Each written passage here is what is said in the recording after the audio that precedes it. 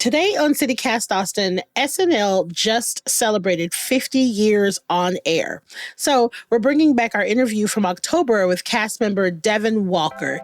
He talks about his first joke, comedy mentor, and what he misses the most about Austin.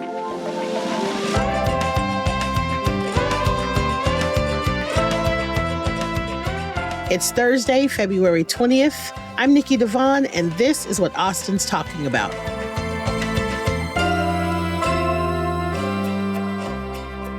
Hello, I am here with Devin Walker, comedian from Texas, who is currently on SNL, and I am so fucking excited to have you here. Welcome, Devin. Thank you for being here. Thank you. Thank you for having me. And thank you for letting me know that we can cuss. Now that I know that, I'm about to, who knows? Listen, I can go anywhere. I am not going to miss this opportunity. That's it. We're going with a plus 18 rating. That's what we're going with. Okay. You said that comedy wasn't really on your radar until like your early 20s. Mm-hmm. And then you finally did your first open mic at the Old Cap City Comedy Club. Shout out to the Old Cap City Comedy Club. What was that moment like? Was it like a eureka moment for you? The first mic was definitely not a eureka moment. I've heard some people tell stories about like having a really awesome first set and then kind of getting bombing later. But I got the bombing right out of the way immediately. I made sure to go ahead and bomb right up top. You got to get out of the way. You got to get that way, you know, it's up from there. So I'm curious, Austin has and had such a robust scene. Yeah. Were you lucky enough to have any mentors in the Austin scene during your time here when you were gigging? I think the closest thing that I had to a mentor was this guy named Matt Bearden. Yes, I know exactly who Matt Bearden is. Yeah. Yeah. Matt Bearden, real OG Austin comic. And he put me on my first ever festival show at Moon Tower 2016. Moon Tower, he put me on his festival show, which was like a huge deal. And he put me on his show Punch, which I'm not sure if they're doing it anymore, but it used to be like a weekly show that he did at the Old Cap. And those were really big moments for me.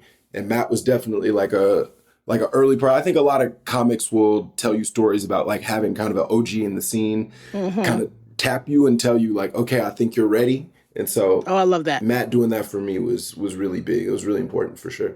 I love that. So Matt Bearden, for any of you that are listening that doesn't know who Matt Bearden is kind of just like OG Austin. He was on the radio. I would hear him on 96.7. We'd hear him on 93.7 all the time. I feel like I have like a 6 degrees of separation. He's really good friends with some of my really good friends. Oh, so you're from Austin? I'm from Austin. Yeah, native Austinite. Yeah, I heard you drop some of those references. I was like, you're from the city. Okay. Yeah. Got you. He's a part of the fabric of the city. Absolutely. And he also used to put on really, really fun parties, which is a different conversation. So, you mentioned in an interview that SNL wasn't initially the end goal for you. Like sometimes it is for other comedians. But I'm really curious if you've had that moment yet where you were at SNL and you were like, oh, shit. Like, I am here. This is it. I am doing it. This is wild. We here. Have you had that moment yet? I think I'm having that moment kind of all the time. Love it. I love it. I mean, at this point now, I'm in my 3rd season, so I like, a little bit of the shock has worn off of like just being like kind of in awe of everything. But I don't know. It's still really crazy. I mean, in the premiere episode this season, I got to play the mayor of New York City on the show, which was that was really cool. But my first like real welcome to SNL moment was it was in my first season. And what ended up happening was we were doing like an NFL on Fox thing. And I was playing one character, this guy named Jim Brown. Yep. And basically what happened was we did the dress rehearsal. And I guess let me back up. What happens sometimes for cold opens on Saturdays is sometimes we don't know what the cold open is going to be. Like sometimes even the cast doesn't know what the cold open is going to be. What? Until Saturday. Until sometimes they are still writing it on Saturday. And so this was one of those Saturdays. And so like I didn't see the cold open or know that I was going to be in it until probably probably 5 p.m. and the dress rehearsal show is at 8. So it was probably 5 or 6. And then we ran through it one time. And then we did it at dress rehearsal. And between like at dress rehearsal, they were like, "Oh, Devin, like you have too much facial hair, so like we need to cut that down because like James Brown doesn't have facial hair." I'm in the middle of like cutting my facial hair, and I get a call from one of Lauren's assistants, and they say, "Hey, can you come to Lauren's office?" I come to Lauren's office and I sit down in there, and I'm like, "What is this about to be?" I had no idea. And I was like, all the big bosses were kind of around in a way that I was like, what did I do? What kind of mistake did I make? Oh God. And I sat down and Lauren was like, we thought about it and we're actually going to have you switch with Keenan. We're going to have you play Michael Strahan, and so we're going to have you play Michael Strahan. Go ahead and just get ready for that. Gotta switch that up real quick. And then immediately he was like, oh, we're going to have to add some facial hair for you because Michael Strahan has a goatee. You're clean shaven right now. And I was like, oh, okay. Cool. Absolutely. And so then I ended up doing like a Michael Strahan impression for kind of the first time on live TV. And that was like a real welcome to SNL moment where it's like, hey, you don't have time to figure it out. Yeah. Go out there, figure it out and do it. And it went over pretty good, but that was a real welcome to SNL moment for sure. I love that. Throw you in the deep end. Truly. That's it. I love it. Yeah. So now Fun Fest, which in its later years started having music and comedy, and Moontower Comedy Fest, which you've been to in recent years. And now we have a bunch of new comedy clubs opening in Austin. What do you think about Austin's scene? What do you think about Austin becoming, or kind of, I guess, continuing to be a comedy club hub? If I'm being really, really honest, if I'm being really, really, really honest, if I'm being very straightforward. Yes, please. I don't really, I think it's cool to see that there are a lot of new opportunities for my friends who are still there. But I think there's definitely like elements of the scene that I personally don't really rock with. Listen, I think that there's just a lot of these like kind of new podcast guys that are coming through that are kind of like edgelordy in a way that doesn't really work for me. And it does frustrate me because I feel like now there's this perception of the Austin scene that now it is good. Yep. And that now it's a place to be. And like me and Andrew Dismukes, who also works on the show, we both came up in Austin in a time where like I thought it was a really awesome place. Like I really enjoyed the scene. And it does feel like these sort of new guys who are coming around, not to sound like an old head, but I think just aspects of the elements that got brought into the scene are, I don't know, to me, it's kind of a lessened version. And it also, I think the thing that I really liked about the Austin scene when we were coming up is it really felt like a community, kind of a tight-knit community, And it's like truly everybody knew everybody. Every open mic you went to, you knew every comedian, you knew new jokes that everybody was working on. Like it really felt tight. And now it feels, at least from what I can tell, it feels really scattered. And then again, there's also this sort of edgelordy, like just saying crazy stuff just to say crazy stuff type of sensibility that is in the scene that I'm not a huge fan of, if I'm being honest. I gotta agree with you 100% because I can have a lot less Joe Rogan in my life. I have a lot less Joe Rogan in Austin. For sure. Like sometimes I do feel like gone are the days of like the Velveeta room where you could go and you will absolutely see somebody that you absolutely gonna see somebody that's just gonna just crack you up. There are a lot of things in Austin that are changing and I'm like, oh man, if we could have just held on to that. And, the comedy scene is no different. Have you been back recently? Yeah, I was back in September. So I did some shows up in Dallas and they were having the funniest person in Austin competition, the finals, at the New Cap City. And one of my friends, Justin Hicks, was competing in the finals. So I drove down from Dallas. Nice. And got to hang out at the New Cap and watch that competition. That's awesome. Are there any of your favorite places that when you were down here, you're like, where is that? Like, where is this place that does not exist anymore?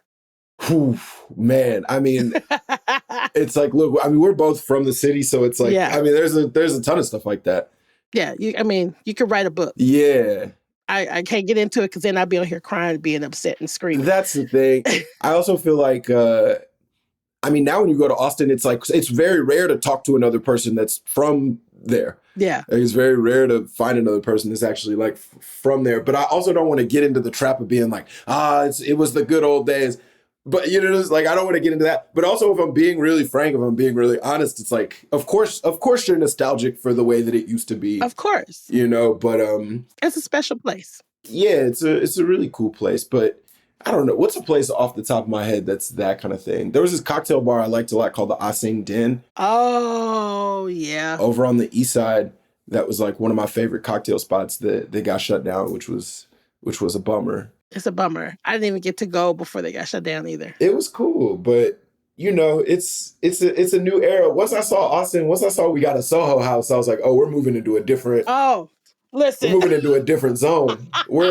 I'm like, oh, because it's like we're from the city, so it's like we remember like it used to be like a college town. That was like Austin's whole vibe, and now it's like, oh, we have an Hermes store. Exactly. It's like it's a city. I went to Soho House literally not understanding. Yeah. And thinking it was just like a new place that we could go and kick it because a friend was DJing. And I showed up and they asked me for my name and they asked me if I was a member. I was like, member of the bar, the club? I was like, it wasn't computing. Yeah. Yeah. It's definitely different.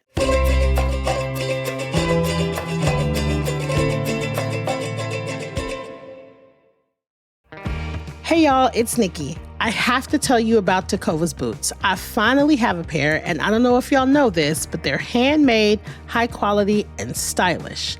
And they're comfortable right outside of the box. Now, I know we buy everything online these days, but trust me, you have to get fitted for some boots at Tecovas. Now, whether you're like me, a newbie to boots, or you have a closet full of them, the folks at Tecovas will help you find your next favorite pair. So, grab a friend, head on over to the Tecovas flagship on South Congress or their store at the Domain. Plus, good news, they just opened a store in Georgetown at 709 Main Street for those of you that live just a little further north.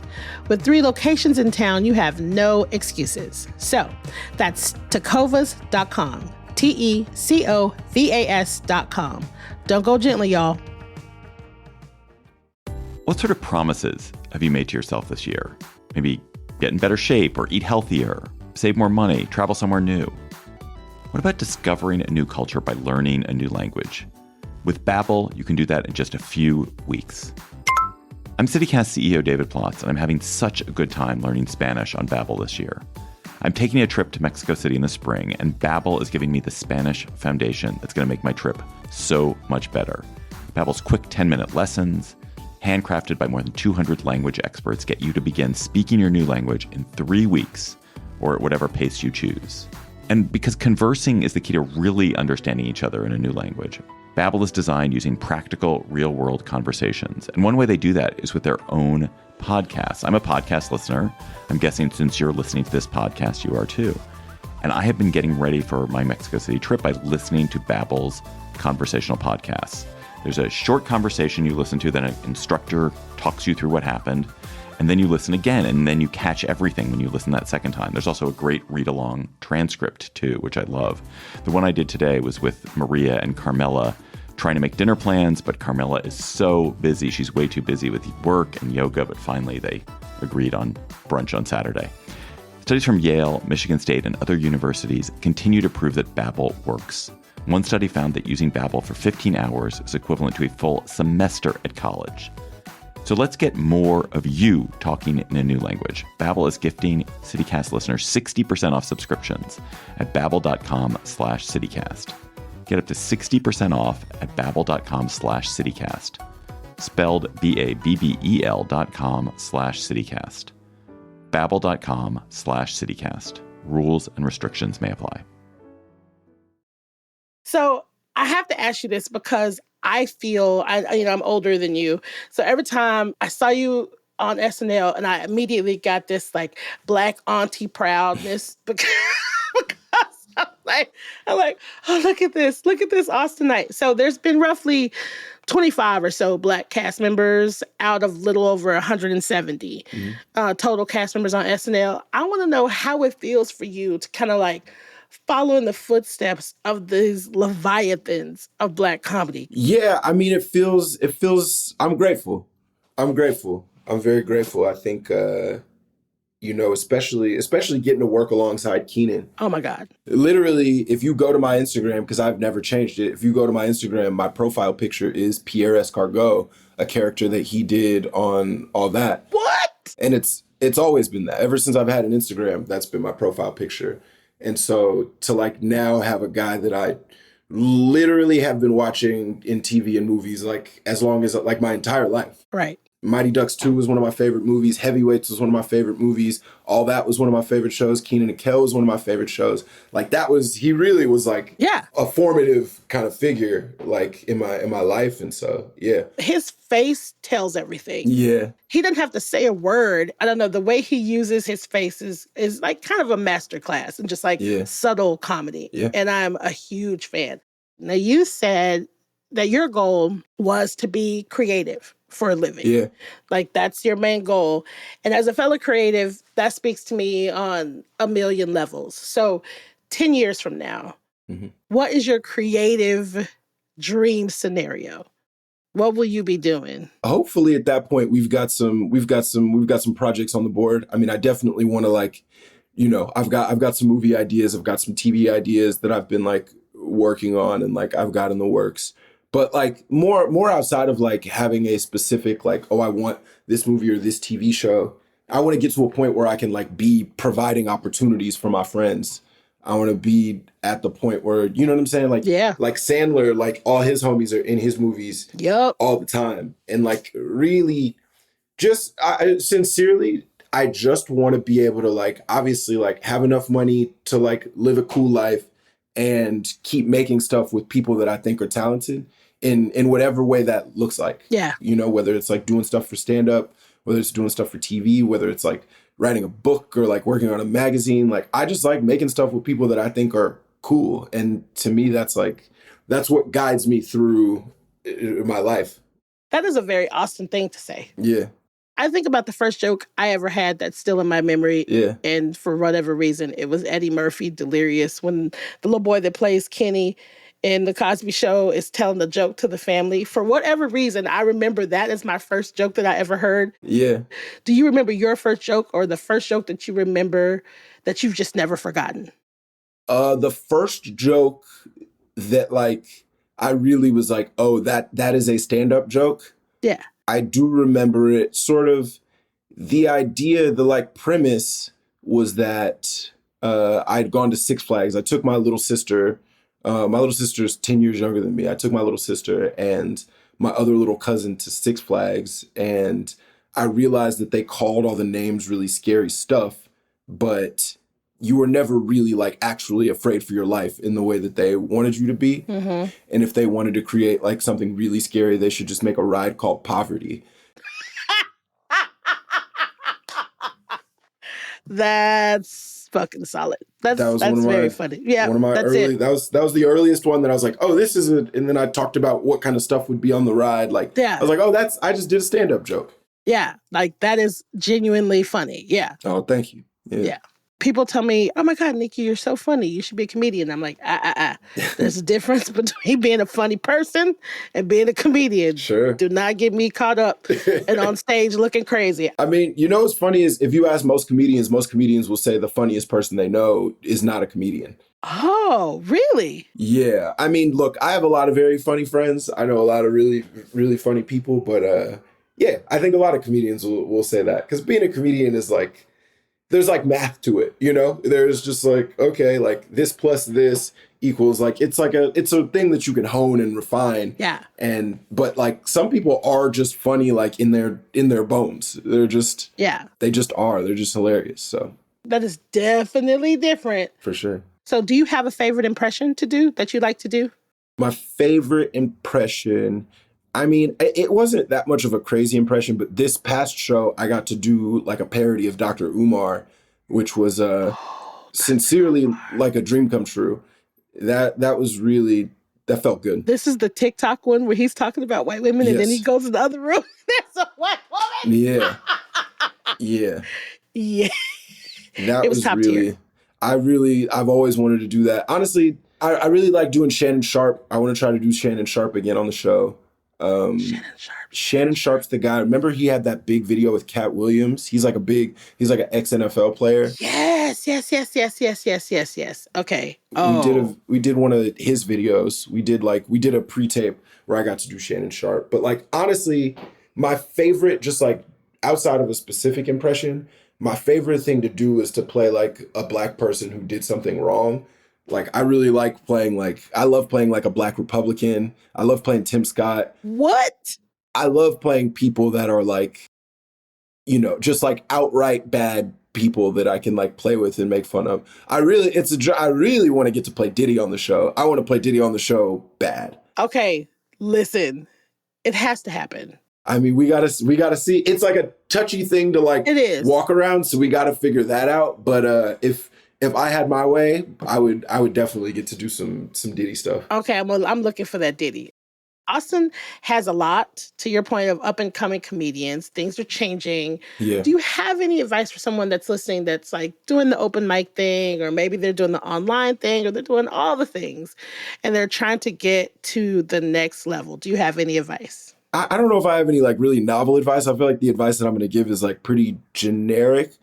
But the thing that I always would tell people is like, watch, especially when you're starting, watch as much comedy as you can and watch what you see people doing that you don't like. And then like run in the opposite direction. Like watch. I love that. If there's a topic that every single comedian's saying, or if there's like a word that everybody's saying, or if everybody's doing a Tinder joke, then maybe don't have a Tinder. Just like try to find something that is like really specific to you and like try to run away from like whatever feels really like common and obvious. That's the biggest thing I would say. Oh, and also you don't have to start posting clips as soon as you start doing comedy. Ooh. You can wait for a little bit. Sometimes I see people start and they're doing open mics and they're posting stuff on Instagram and TikTok from the open mic. And I'm like, well, nobody's laughing at this. Don't do it. Like, just maybe wait until you've honed your skill a little bit more before you go public with it. Basically, keep y'all butts off the internet until you... For a little bit. Just get something under your belt. So before you go, is there anything that you are actively missing while you're in New York about Austin? Anything you miss? I miss HEB every single day of my life. HEB is just out here saving lives and changing the world. I joke with people that I miss HEB more than I miss my family. And I'm only half joking. It's just the grocery stores here are just they don't live up. They don't got the little Mexican ladies that's making the tortillas in the morning. At all. The fresh tortillas in the morning. Listen, it's one of my favorite things in the world. I miss HEB. I miss HEB bad. HEB tortillas is part of the reason that I am a plus size woman, because let me tell you something. Hey, they are delicious. Delicious. Devin, thank you so much for taking the time to talk to me. Yeah. And chop it up. I just really appreciate it. I'm so excited about everything that you do. I love that you're from Austin. I love that you're just out in the world creating. I have to say, honestly, Everything is Trash is probably one of my favorite things to go back and watch all the time. Oh, wow. Yeah. Wow. Yeah, man. Like, it's good stuff. We needed more people like you. We needed more fans of that show. And maybe we'd still have it, but I'm glad you liked it. It was so good. It's very Black. I don't know. Maybe that's what it is. I just love it. Yeah. Thank you again. This has been dope. I love this. Thank you. Yeah. Thank you for having me. This was great.